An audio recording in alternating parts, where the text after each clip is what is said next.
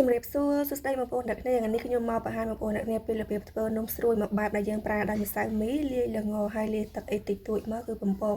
គឺសាច់នំស្រួយល្អណាស់ចំពោះសាច់នំនេះដែរបងប្អូនបានធ្វើអីញ៉ាំមិនអស់យើងអាចចងថងឲ្យចិត្តទៅទុកញ៉ាំបានយូរទៀតសាច់នំនៅតែស្រួយល្អដែរ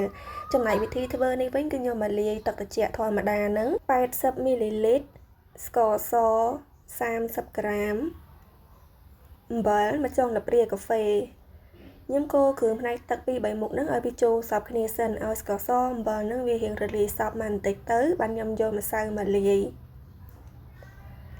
ចំពោះម្សៅគឺខ្ញុំប្រើតែមួយមុខទេគឺម្សៅមីចំនួន1ខាំ7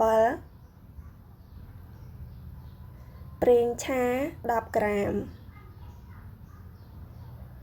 ចុងក្រោយគេខ្ញុំបានលាយជាមួយល្ងខ្មៅខ្ញុំដាក់ពីល្ព្រាកាហ្វេកន្លះចំពោះល្ងនេះដែរបងប្អូនចូលចិត្តច្រើនយើងដាក់ច្រើនទៅបើសិនជាអត់សូវចូលចិត្តទេបងប្អូនដាក់ត្រឹមតែ1ល្ព្រាកាហ្វេក៏បានដែរគ្រឿងផ្សំផ្នែកម្សៅមានតែប៉ុណ្្នឹងទេខ្ញុំចាប់ផ្ដើមច្បល់ម្សៅឬក៏ច្របាច់ម្សៅនឹងឲ្យស្អិតល្មួតចូលគ្នាសិនខ្ញុំភ្លេចបញ្ជាក់បងប្អូនចំពោះល្ងបងប្អូនចង់ប្រើល្ងសក៏បានល្ងខ្មៅក៏បានដែរគ្រាន់ថាយើងដាក់លាយល្ងខ្មៅបាត់នេះទៅពេលដែលយើងបំពងឆ្អិនសាច់នំរបស់វាពណ៌ក្រហមហើយល្ងពណ៌ខ្មៅយើងមើលទៅគឺឆ្លុះគ្នាស្អាតខ្ញុំចំណាយពេលច្របាច់ម្សៅនេះប្រហែលជា3-4នាទីហ្នឹងឲ្យសាច់ម្សៅវាស្អិតល្មួតចូលគ្នាយើងច្របាច់តតែម្សៅហ្នឹងវាលែងស្អិតជាប់ដៃប៉ុណ្ណឹងគឺបានហើយខ្ញុំរៀបចំម្សៅនឹងជាដុំមូលមួយស្អាតចឹងទៅយើងអាចយកថង់ក៏បានឬក៏បងប្អូនយកចានស្អាតមួយមកក្រូបឲ្យជិតហើយយើងដាក់ផ្អាប់ម្សៅនឹងរយៈពេល20នាទីទៅ30នាទីសិន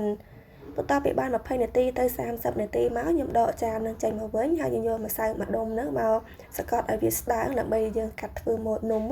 ហើយម្សៅដែលខ្ញុំរោយនេះគឺខ្ញុំប្រើម្សៅមីគឺយើងក៏ដាក់ច្រើនដែរបងប្អូនយើងរោយតែបន្តិចនៅលើក្តារបានហើយកុំឲ្យតែសាច់ម្សៅឬក៏ដុំម្សៅនឹងវាស្អិតជាប់នឹងក្តារនឹងខ្លាំងហើយខ្ញុំបានរោយម្សៅមីនៅលើដុំម្សៅនឹងដែរដើម្បីកុំឲ្យសាច់ម្សៅរបស់យើងសកត់ទៅវាស្អិតជាប់នឹងប្រដាប់សកត់នឹងដែរត្រង់កន្លែងយើងប្រឡាក់ម្សៅមីនេះបងប្អូនចង់ប្រើម្សៅមីទេយើងអាចចំណុចឲ្យប្រេងឆាក៏បានដែរយើងលាបប្រេងឆានៅលើដុំម្សៅឬក៏នៅលើក្តារនឹងបន្តិចទៅពេលដែលយើងសកត់កុំឲ្យសាច់ម្សៅនឹងវាស្អិតខ្លាំងដូចខ្ញុំបានបញ្ជាក់នៅខាងដើមអញ្ចឹងបន្ទាប់ពីយើងបានរៀបចំម្សៅអញ្ចឹងហើយខ្ញុំយកឈើមកសកត់ម្សៅនឹងឲ្យស្ដើងបងប្អូនយើងធ្វើកាន់តែស្ដើងសាច់នំរបស់យើងស្រួយឆ្ងាញ់មែនតើហ្មងហើយយើងចៀនឬក៏យើងចម្អិនហ្នឹងសាច់នំរបស់យើងឆាប់ឆ្អិនដែរខ្ញុំសកាត់ម្សៅឲ្យវាស្ដើងបានប៉ុណ្ណេះវាលែងរីកមេតាណាទេបងប្អូនអញ្ចឹងទៅខ្ញុំបាននេះយើងយកជ័រដែលយើងកាត់ម្សៅឬក៏កបិតក៏បានដែរយើងកាត់យើងសលៀងវាឲ្យមុតអញ្ចឹងទៅយកមកកាត់ជាម្សៅខ្ញុំតម្រឹមម្សៅនឹងឲ្យវាបានស្មើគ្នាស្អាតthôiយើងឲ្យវាយើងសម្រាប់ឲ្យវាចេញជ្រុងបងប្អូនជារាងជ្រុងស្អាតមកជាម្សៅយើងអាចទុកទៅមួយឡែកសិនម៉ូតនំនេះមិនជាពិបាកធ្វើទេបន្ទាប់ពីយើងបានរៀបចំម្សៅនឹងស្ដើងមកល្មមហើយយើងតម្រឹមម្សៅនឹងឲ្យស្អាតហើយខ្ញុំនេះបងប្អូនយើងកាត់ឲ្យម្សៅនឹងរាង4ជ្រុងយើងអាចលៃលកតាមទំហំដែលបងប្អូនចង់បានទំហំនឹងតូចឬក៏ធំអីយើងអាចកាត់ម្សៅទៅតាមដែលបានសម្រាប់ខ្ញុំមិនជាធំពេកហើយក៏មិនតូចពេកដែរបងប្អូនយើងលៃលកវាទំហំប៉ុណ្ណឹងទៅពេលដែលយើងបំពងឆ្អិនឃើញស្អាតតើខ្ញុំបានបែងចែកអញ្ចឹងហើយយើងយកជ័រដែលយើងកាត់ម្សៅនឹងមកឆូតវាផ្នែកកណ្ដាលដែលបានប្រហែលជា4ទៅ5ឆ្នូតបងប្អូនចង់ឆូតតែ2ឆ្នូត3ឆ្នូតក៏បានដែរគ្រាន់តែខ្ញុំឆូតញឹកអញ្ចឹងទៅយើងបំពងឆ្អិនឃើញស្អាតបងប្អូនសាច់នំនេះខ្ញុំនិយាយថាឃើញស្អាតប៉ុន្តែរសជាតិនំវិញក៏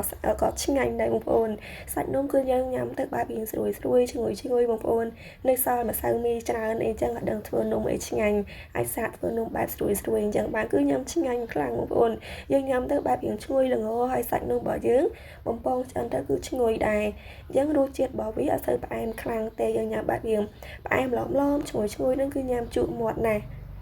ចូលមកការចម្អិននេះវិញខ្ញុំទុកប្រេងឆានឹងឲ្យក្តៅទៅហើយយើងយកសាច់នំមកចៀនបងប្អូនប្រើខ្ទះធំយើងអាចដាក់សាច់នំចៀនប្រហែលជា4ទៅ5នំសម្រាប់ខ្ញុំប្រើខ្ទះតូចទេអញ្ចឹងចៀនម្ដងបានតែ2នំទេអញ្ចឹងខ្ញុំចំណាយពេលចៀនរៀងយូរដែរគាត់ថាយើងចៀន2នំចេះយើងចំណាយពេលចៀនអត់យូរបងប្អូនប្រហែលជា6-7នាទីហ្នឹងគឺឆ្អិនហើយយើងអាសាប្រែត្រឡប់វាទៅឲ្យសាច់នំហ្នឹងក៏ហមបានស្អាតចំពោះភ្លើងហ្គាវវិញខ្ញុំបើកភ្លើងតិចល្មមទេយើងអត់បខំភ្លើងទេបងប្អូនបខំភ្លើងគឺធ្វើឲ្យសាច់នំនឹងឆាប់ខ្លោចណាស់ហើយពណ៌នំរបស់យើងក៏អត់សូវស្អាតដែរយើងទុកឲ្យសាច់នំនឹងពណ៌ក្រហមស្អាតតែបងប្អូនអ្នកនាងចង់បានថាក្រហមក៏នឹងមកល្មមត្រូវចិត្តហើយយើងអាចស្រង់ចេញពីប្រេងឆានឹងមកគឺបាន ខ្ញុំរៀបចំជៀនបែបនឹងរហូតបន្តជៀនបែបនឹងរហូតតទាំងអស់សាច់នំដែលខ្ញុំបានធ្វើនឹងទៅគឺរួចរាល់ហើយ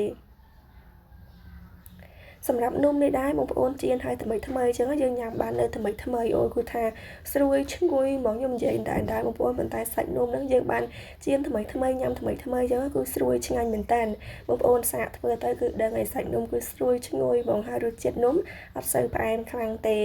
នំដែលខ្ញុំបានធ្វើនេះគឺឆ្អិនហើយរួចរាល់ហើយខ្ញុំធ្វើបានប្រហែលជា8ទៅ10នំដែរបងប្អូននេះយើងជៀនក្រៀមអញ្ចឹងទៅមើលទៅគឺទំនងមែនតើម៉ូតនំនេះបងប្អូនអាចច្នៃធ្វើម៉ូតបានច្រើនយើងចង់ធ្វើម៉ូតបែបណាក៏បានដែរ